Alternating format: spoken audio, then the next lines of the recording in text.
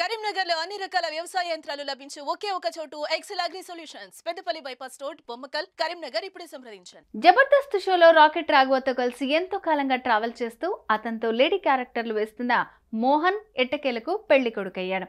ఆ ముద్దుగుమ్మను పెళ్లాడి ఓ ఇంటి వాడయ్యాడు. ఆ పెళ్లి వేడుకను బ్రీఫ్ గా చూసేద్దాం.